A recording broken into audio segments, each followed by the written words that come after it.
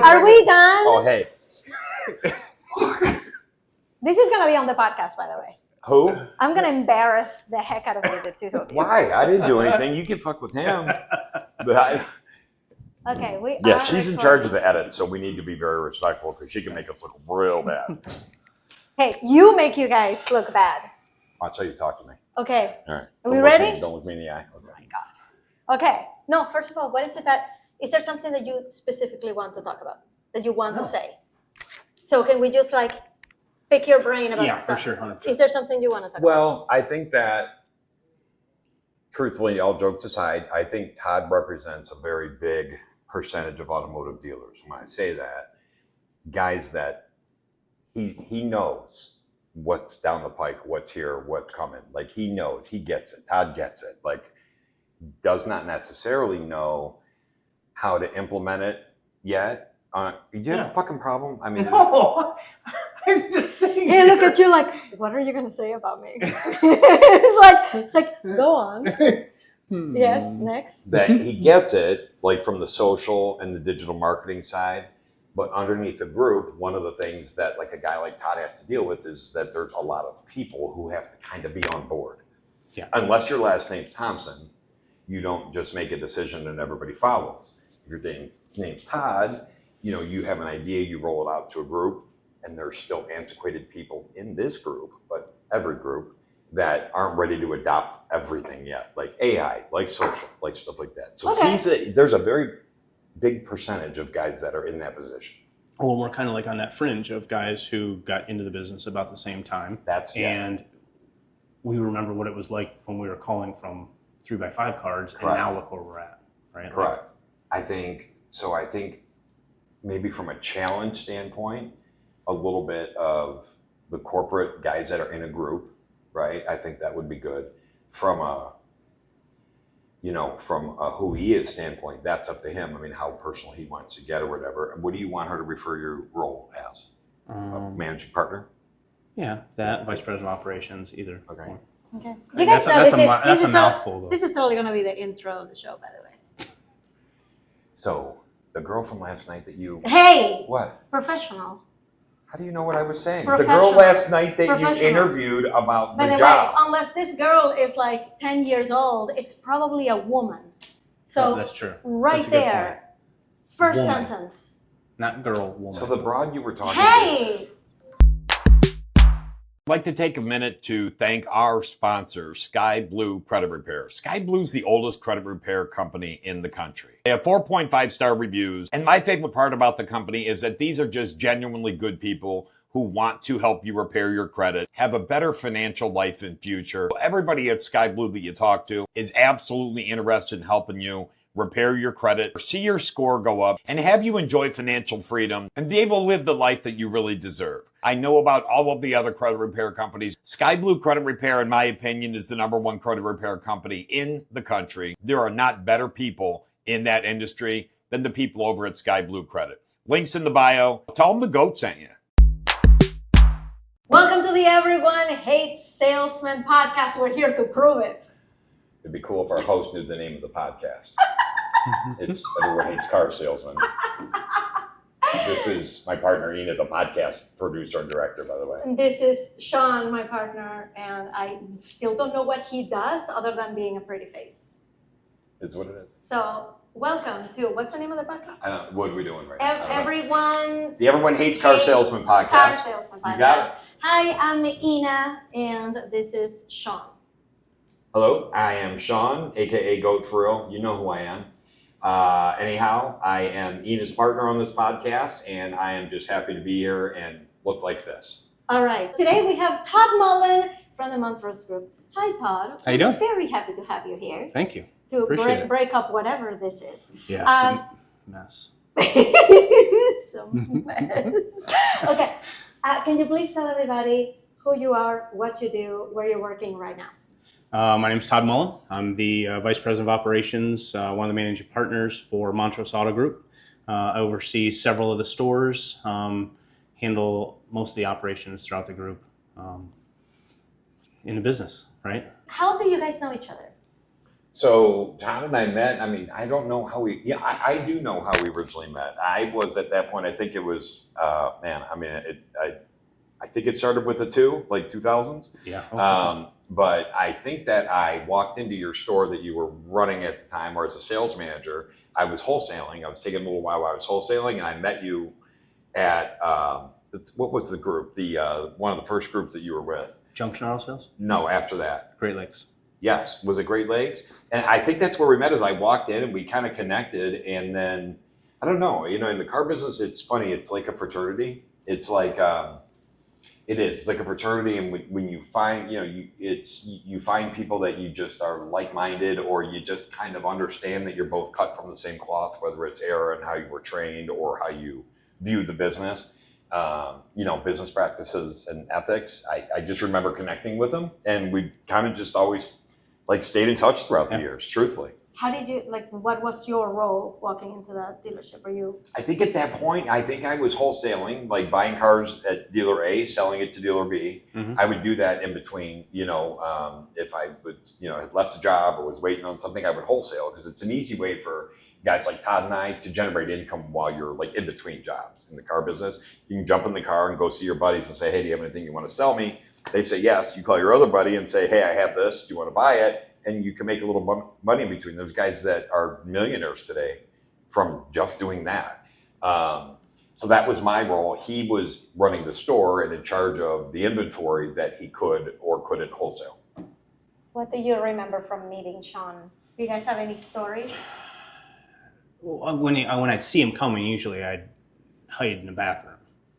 That sounds like a very healthy response to Sean kidding. coming through the Yeah. door. You know, and no, honestly, Yeah. you know what was weird is if anybody who's from the Cleveland market, there's like this dividing line right down the middle of Cleveland, and you're typically either known as an East Sider or a West Sider, and Yeah. it feels like everybody you know is from one side, and Yeah. you don't know anybody from the other side. It's the weirdest things. Don't you think? Do you No, agree with that? 100%.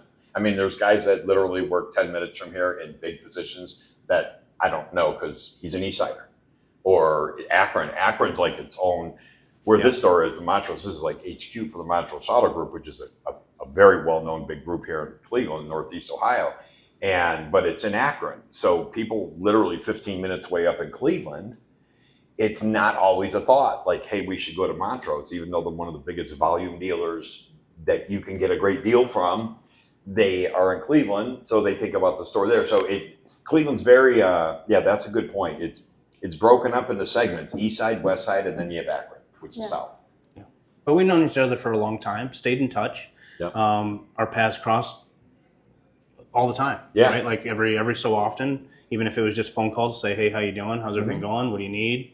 Vice versa. Like if I needed to pick his brain about something, I could pick up the phone and we pick up right where we left off, even if we didn't talk for 6 months. So it's been cool. And I think that's a lot of people. It is in this business. And the car business is so weird, Todd, where you come in contact with so many people, and then so when you find somebody that you gel with or vibe with, you tend to hold on to that somehow and make sure you stay in touch. Yeah. You know what I'm saying? So there's a lot of friendships in the car business that start that way, and they for years just occasionally talk, but you're my people. You know what I mean? And I'm your people, so let's just stay in touch.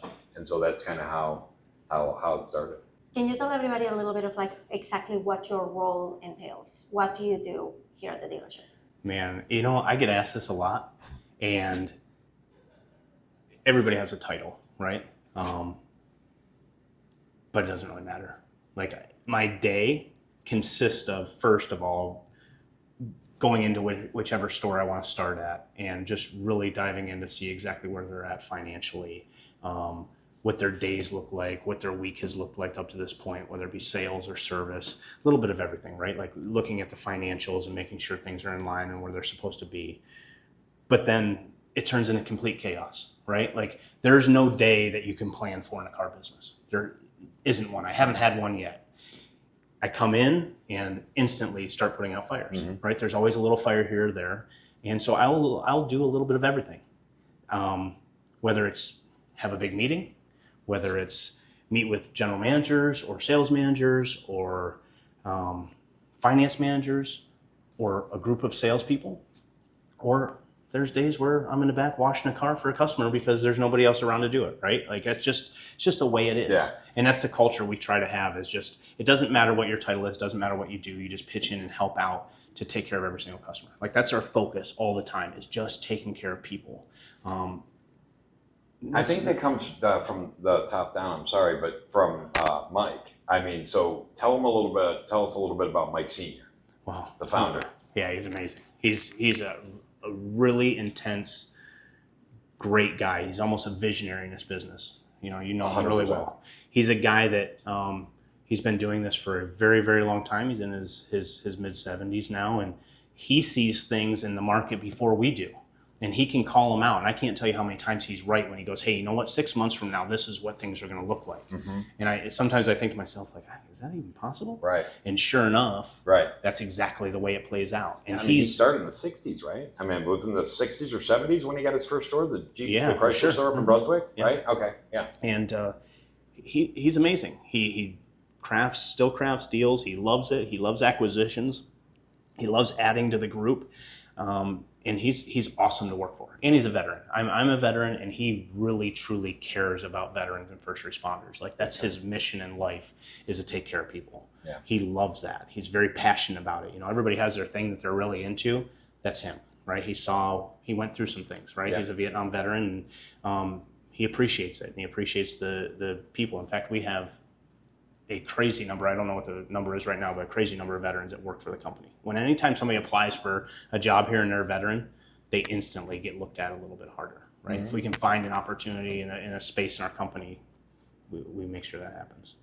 But he's a great dude. What do you think would be something that surprises the public about the involvement of the owner in the dealership? Like I wouldn't think about it. I'd be like, oh, the owner is probably out in a private jet going to the next private island, right? For sure. Depends on the day. Yeah, depends on the day. The right day, that might be true. But really, it's work, right? Like everybody comes in with the same intention every day, and we talk about it all the time. Mike will call me multiple times a day and say, hey, how are we doing today? How many cars do we have sold? How many people have come into service? Like, he's intense. He wants to know that about every one of his stores.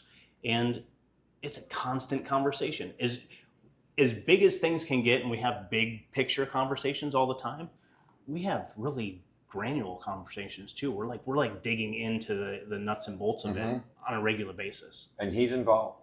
I mean, very involved. To your question, to expound on it a little bit, I think what would be surprising when you pull up to this facility, you assume, right, somebody owns it somewhere and they live on an island.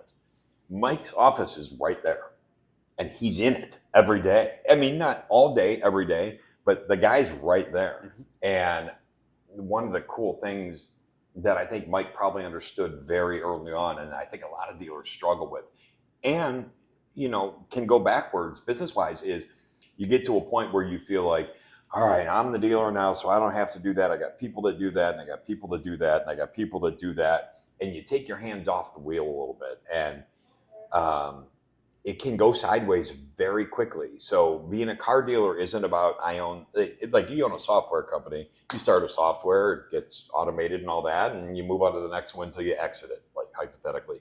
The car dealership is, you have a job. Like it is still, you have a job every day. Mike has a job every day, and I don't think people realize, at this group at least, how on hands a guy like him is. And then he's got his son. How old's Johnny? Johnny's 41, 42. Yeah, and so he's passing it on to his son, John, JT, and same. He's a mini me, same dude. Work at the whole thing. Yeah, I'm gonna tell you something that I think is super unfair. Again, I've only been in the car business for like 6 months, and the only dealership owners that I have met have been people who are incredibly loyal. They have a huge work ethic, and they're there seriously to make life better for everybody who works under them.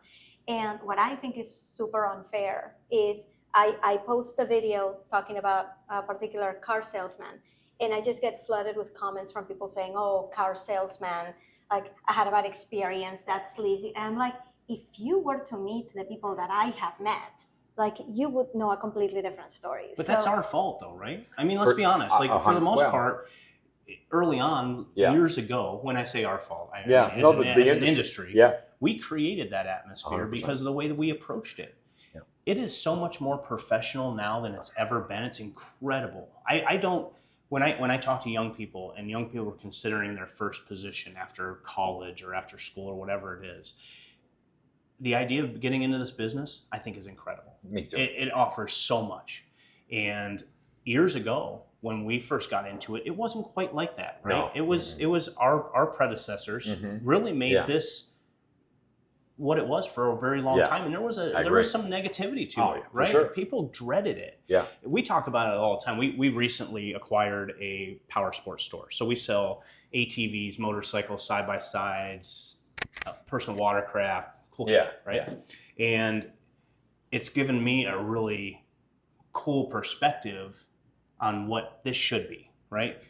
That business is so much more relaxed. Yeah, there's this really kind of fun atmosphere. Yeah. People walk in and we're laughing and having a good time, and you're really enjoying the experience, right? People are taking pictures and it's exciting. Yeah. And then you go over to the car dealership and it's so, what's the word I'm looking for? Stuffy. Just, they're immediately it's a whole different vibe from the customer side too. You know what I mean? Right. It's just a different, If we could find a way to just make it fun again. Yeah. If we could just find a way that when a customer walks in the door, they feel comfortable and relaxed. I think it's improved with the amount of information that's available to them. Would you say? Absolutely. Because I think that's where it comes from, Todd, is he and I talk about this all the time on a business level. It's the not knowing that makes you anxious and uncomfortable, right? So as a customer, you come in, you don't know that this is a guy who served his company, has a family, and just wants to win.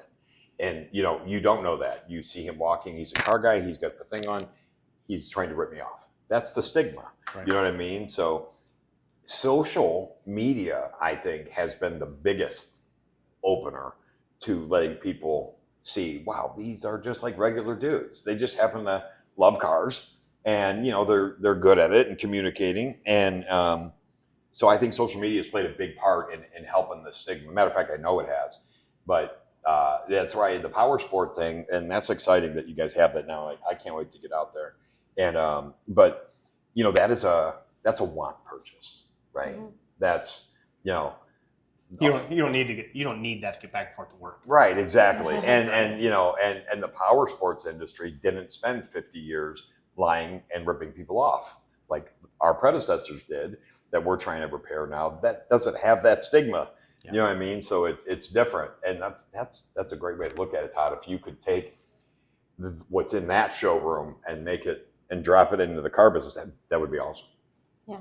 What do you think needs to be said to the customers so that they understand that, the vibe is different now? Like, if you could tell them right now before they walk in, right? Like, I want to picture you like right outside the door, somebody's coming in. What would you have to tell them so that they walk in and feel a little bit more comfortable with the process? Just that, right? And we have to continue to preach it, because it's not going to happen overnight. Mm-hmm. We have to continue to approach this differently, right? We have to utilize social media to get it out there, to get people more comfortable with dealing with salespeople. We have to continue to try to make it fun every single time. And when we do have that situation pop up and it is fun and light and a customer has a great experience, we need to make sure we capitalize on it, capture it, and make sure everybody else sees it, right? Yeah. We're not very good at promoting ourselves like that. We love to do the traditional promotion of the car business, right? Yeah. But we don't do the outside the box stuff, the social media side, very well yet. And we're getting there. And that's what I was kind of before, when we were starting, that Todd's one of those guys who's in that space where he knows we need to start showing people this stuff, that people have a blast when they come here and that they leave and it is a good deal. Every deal isn't a bad deal and I got ripped off and you ripped my trade. That's not every deal. Most deals are they're leaving happy. They got more for their trade than it's probably worth, because he wants the deal more. He doesn't want the other guy to get it. So he's doing that. He's discounting the car to make the customer happy, whether it's to match what the internet said they should buy it for, or whatever they use as a guide. Most of the time we're doing as close to exactly what the customer wants to happen, truthfully, within reason. And it usually is a good experience, but you don't get those. People don't want to talk about those. All they want to talk about is the bad experiences. And like I said, it's deserved, but the change has been drastic. Yeah, and it's just a work in progress, right? Yeah, so like if a customer comes in, a customer obviously wants as much as they can possibly get for the trade, and they want to pay the least amount for the car you're buying, right? So, or the car you're selling them. it's okay, but it's really hard to do those two things and make it make sense for the company and for the customer. For sure. So we get close. We get close to that, and as long as everybody understands that, hey, if we work through the process together and we communicate well and we stay open and transparent, we'll figure it out. It doesn't have to be a grind. It doesn't have to be uncomfortable. We're just having conversations, right? If we're open and honest with each other, the customer and the sales team, it'll work out. And it doesn't have to be a horrible experience. It's a necessary thing. It's a need. Cars are a need, and as long as that's the case, it's going to be stressful, right? Especially it is. But I think customers need to know too, Todd, that it's to the point now where, let's say it's 50-50. 50% of the dealerships have an amazing culture. They're customer centric, right? Profits secondary. And the other 50 maybe are still places where you could go and have an experience like we're talking about. If you're a client out there, if you're a customer and you're in the market, go to a couple find a place like this where they do care. It is different. The leadership is from a different culture.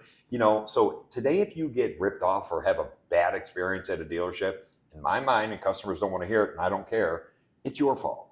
Because between the internet and all the information that you can get to educate yourself, and your ability to shop around on social and see who are good people and who you wouldn't touch with a 10-foot pole, if you still get a bad deal and get ripped off, that's your fault. Like, all you got to do is a little research, and you can find a guide like that and have a great experience.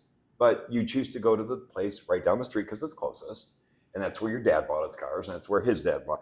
And you go there, and maybe they're not, with it. So you keep having these experiences. Yeah, if I could tell customers to do one thing when they come into a dealership, is just be open, right? Like, be transparent on your end, and you'll be amazed at how much easier it is on the throughout the process and on the dealership side. Yeah. I used to ask my buddies all the time when I first got into business, like, what do you think we make when we sell a car? Right. Like, I'm just curious. What do people think? It's a good question. Yeah. And the numbers that they would say were astounding. Yeah. Yeah. No, you guys make $10,000, $15,000 on a car. Yeah. I'm like, I would have my own island by now. I've sold a lot of cars, right? So.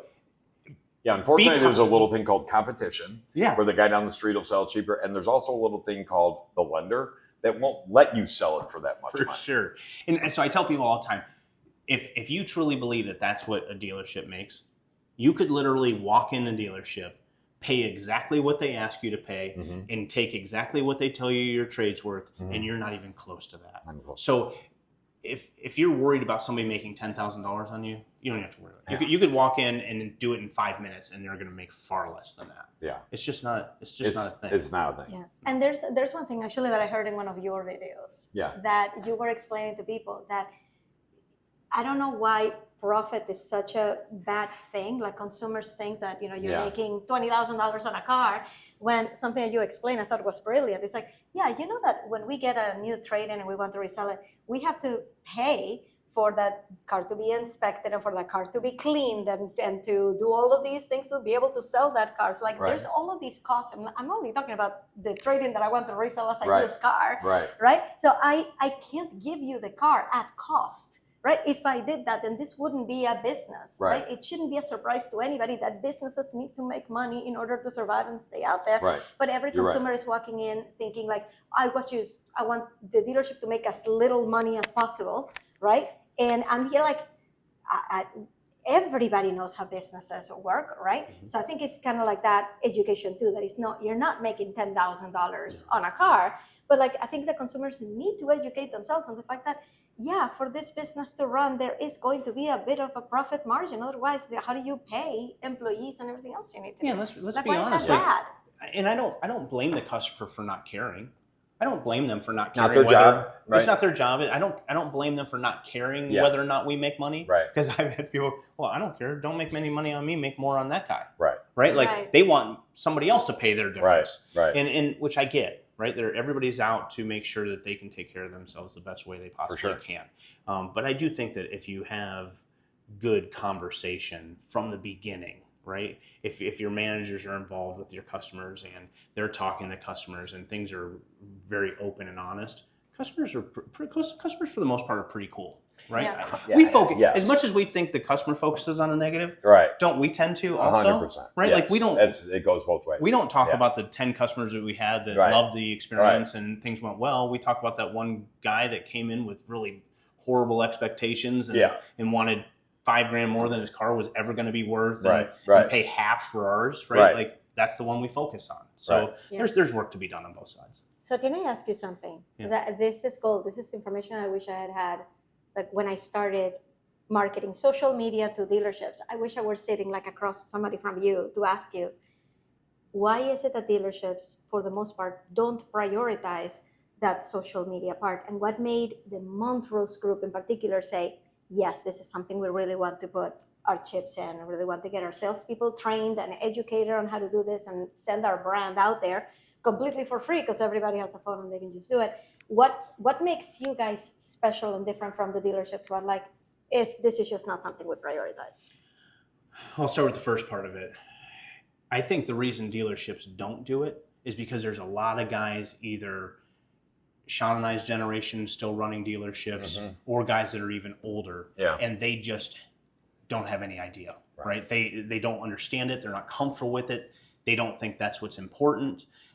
They still think that we should be doing things the way we did things 10, 12, 15 years ago, right? So they don't embrace it. Right. What's different for us, honestly, what started this whole conversation was him, right? Like John and I know him, and all of a sudden we're watching him and we're seeing the kind of success he's having on the social media side. And we're like, this is kind of crazy. Why aren't we involved in this? Why aren't we doing this more, right? Like, why aren't we making it more fun?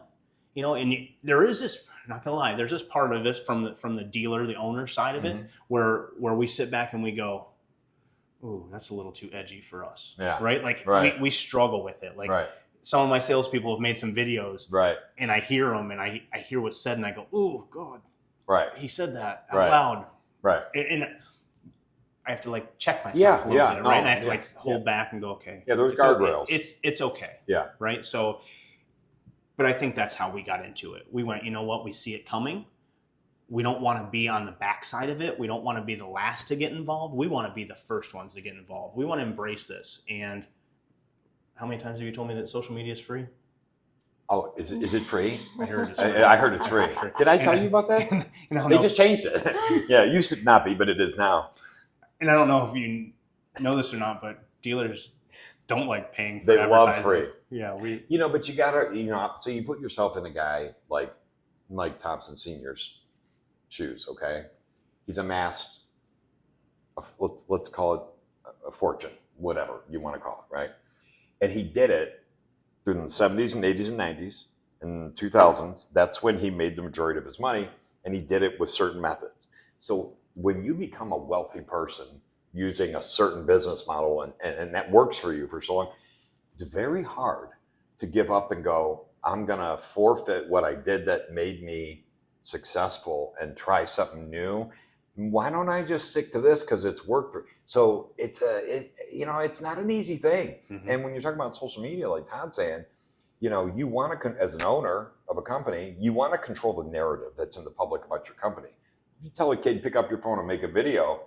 Guess what? Guess who's not in control, right? Because that's his personal account. You have nothing to say about what he posts on his personal account. So literally you're like, take care of my company, I think, hopefully, please. I mean, it's a scary thing as a business owner. This big, say the wrong thing. I mean, lawsuits when you're dealing with big groups have 7 digits, not 3 or 4 or 5. You know what I mean? So as an owner, that's how you kind of, I think, and Mike is lucky to have a younger son who has a business partner in the same, who both kind of get it. You know what I mean? You know what's cool about Mike, though? Literally this morning in a meeting, we're talking about what we want the business to look like moving forward. Yeah. Right? And there's 4 of us in this room. There's 4 people sitting around this little wooden table, and we're talking about what we want it to look like. Yeah. And to hear him say social media has to be a big part of what we do moving forward is really kind of cool. He's 70-some years old. Credit to him. He's been around for a very visionary. long time. For sure he is. And then yesterday, or was it the day before, he actually sent me a TikTok. No. T did? Yeah. Oh, and then Chris Mills did also. Sorry. I know. I mean, that's that. Well, first of all, it makes me so excited to know that, like, you know what I mean, that's happening. Like, but as a guy who knows those two people, that is, I would never have believed that. Yeah, That's amazing. cool. That's awesome. Pretty cool. So it's fun.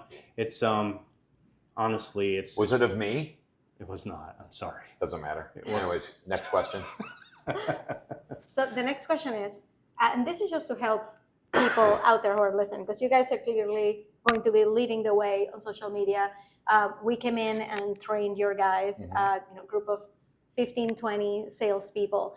And one of the videos that Sean helped create with one of your creators, the next day had 2 million views. Yeah. By the end of the week, it had 4 million views. Right now, it's nearing 5 million views. Very close to 5. And that was a concept that like we created like right there in the workshop. Yeah. So like clearly you guys are doing something right. You're investing in the right places. So to help everybody out there who is listening to this and they're like, well, this is just not something that I've really been thinking about, but maybe you're making me think that it should be.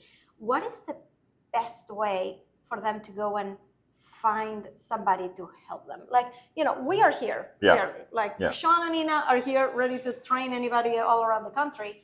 But if there's a dealership, let's say, like, maybe I'd like to find somebody local or like how do you even get started in wanting to do more with social media? Like, what would be step one? Step Good one. question. I mean, it's going to sound really basic. Just do it. Right, just get involved, but I do think it's important to have somebody guide you, right? Like you guys coming in and giving us the assistance you gave us was paramount for us to kind of take off. Yeah, I don't think we jump would off point. I don't think we would have done it. Yeah.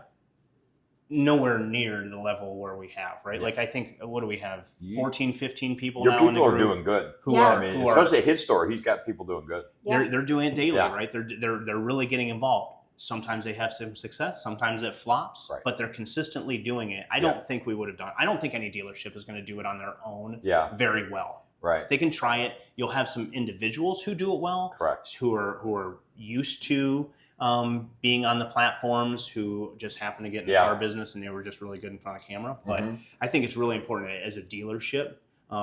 Preferably, I'd like none of my competitors to do it. Yeah. Okay.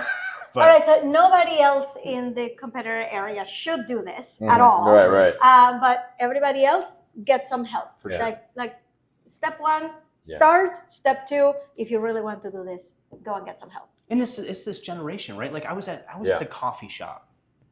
No shit. Am I allowed to say shit? Yeah, this is not for kids. It's not suitable for work. kids. Not suitable for work. No, like on YouTube it says like kids are not kids. Yeah. This is legit not for kids. So I'm at the coffee shop. Coolest little coffee shop in the whole world. If you ever go to Jefferson, Ohio, which you probably won't. We might. I mean, I hear it's great, but no. Yeah, No, it's awesome. Okay. I'll go. Coffee shop We're in going. Jefferson, You wanna Ohio. go? Jefferson, Ohio. We're going. Okay. So I'm in this coffee shop and I'm getting it Wall Street Coffee. I should tell it. Wall But Street Coffee. I'm in this coffee shop. Affiliate deal. Affiliate deal. Send him his check. We'll have the link below. I'm waiting to place my order, and I look at the end. There's a girl at the end waiting for her drink order to come up. Just out in the open with a million people around. She's got her camera up, and she's taking pictures of herself, and she's posing. I'm thinking to myself, she is so comfortable. Yeah. So comfortable doing that amongst all these people. Like, she could have been in a room all by herself. Right? Like, and that was kind of like that moment for me where I was like, wow, this is a different generation. This is it. This is where we're at. This is a different generation. Like, nobody in my age group would ever stand Get beat up in the public and take pictures of themselves, right? Like, they wouldn't. But I watch my daughter do it, right? Like, it's kind of wild. It's crazy. And those are the people that are going to be buying cars. 100%. Are buying cars. 100%. So why in the world would we not embrace that? Why would we not get involved with that? Like, come in, I'll take a selfie with you, right? Like, you buy a car, we'll get a selfie together, right? Like, but it's wild to see it like out in the public, in action, right? Like, yes. There's an account that I think everybody needs to follow called the Influencers in the Wild. Oh, I bet it's amazing. Amazing. It's like people recording Why other am I not people on doing there? that. Are they going to call me? I mean, well, people have to catch you doing things. Why no? But I in need public. them to call me. You need them to. Yeah, okay. just let them know. Thanks. We'll put that down there too. Okay. But no, Influencers in the Wild. That's gonna show you. It's amazing. I bet. I love it. To see it live is just like, wow, oh, this person is so comfortable with themselves. Like, Yeah. I'm just not. Like, I'm not that confident where I could just It's an get away with acquired that. taste. I mean, you have to get used to it, right? Yeah. The way that I kind of figured, because I've been in digital media for 7 years. This has been like my full-time job. It's like online marketing, and it's marketing my own stuff. So I've been on branding photo shoots in public in different countries, and I have to let go of people watching me and just like, okay, I'm just gonna get the best picture ever, Right. and I can't care that that person is staring at me or that they pulled out their phone to record me. Like, I Right. just have to do this. So whenever you see anybody, like, you're gonna start to see TikToks in a completely different lens now. Like, when you look at them and you see that it's in public, Yeah. that's what's happening. Yeah. It's not just them and the phone. Yeah. It's like there are people around That's watching, and right. they have to let go Right. of all of that. Right. So that's just something like you build with time, just realizing I'm never going to see that person again, Yeah, but I sure. can Yeah. reuse this content forever. And I have amazing pictures completely in public. And I'm Yeah. like, and I love my picture. I don't even remember what was happening that Yeah. day. And So you you're just never get going to used see to that it. person again. Yeah. So Yeah, who sure. cares? You just get used to it. So thank you so much for doing this Yeah, and absolutely. coming Thanks, bro. and gabbing with Thank you. us. Appreciate it. Yeah. Is there anything you would like everybody to know? Come to Montrose. Where do they find you? Yeah, for sure. I traditionally am at either our Chevy store or Chrysler Dodge Jeep Ram store or our powersports store. But I'm floating around. You can always ask for myself. They'll find me, or John, JT, our heir apparent. He's an amazing guy. He's going to take this group to new heights. There's no doubt in my mind. Yep. He's doing a great job. We're all lucky to have him. So I visit any of our stores. Our stores are. And the ones you trained oversee to work. are, can you name them? Oh gosh, we've got. Can you name them all? Montrose I know. Ford. We've got Montrose Ford. We've got Montrose Kia. Okay. We've got Montrose Jaguar Land Rover Volvo. Yeah. We've got Montrose Chevy GMC, Montrose Nissan, Montrose Chrysler Dodge Jeep Ram, and then Montrose Powersports. Those are the Ohio and and One in Hermitage, Pennsylvania. right? And we don't have stores in Florida anymore, do they? No. Okay, gotcha. So and it's then we just have Northeast. several collision centers in the area. So if you ever need body Gotcha. work. And I'm just gonna say, like, for anybody watching this who wants a dealership that's gonna treat them well, that has that new culture, right? Not the old stuff that we're like trying to Yeah. fight right Right. now, then Montrose is just a really good group too. Yeah. Love it. Easy to work with, right? Yeah. We're not the only one, but we're definitely one that can, Yeah. can take care of you. Thank you, Todd. Cool. Thank you. Thanks, buddy. I'd like to take a minute to thank our sponsor, Sky Blue Credit Repair. Sky Blue's the oldest credit repair company in the country. They have 4.5-star reviews, and my favorite part about the company is that these are just genuinely good people who want to help you repair your credit, have a better financial life and future. Everybody at Sky Blue that you talk to is absolutely interested in helping you repair your credit, see your score go up, and have you enjoy financial freedom and be able to live the life that you really deserve. I know about all of the other credit repair companies. Sky Blue Credit Repair, in my opinion, is the #1 credit repair company in the country. There are not better people in that industry than the people over at Sky Blue Credit. Links in the bio. Tell them the GOAT sent you. All right, well, thanks for listening to the Everyone Hates Car Salesman podcast. This is the part where I ask you to do something that's very easy, takes no time to do, but it really helps our podcast get found by more people.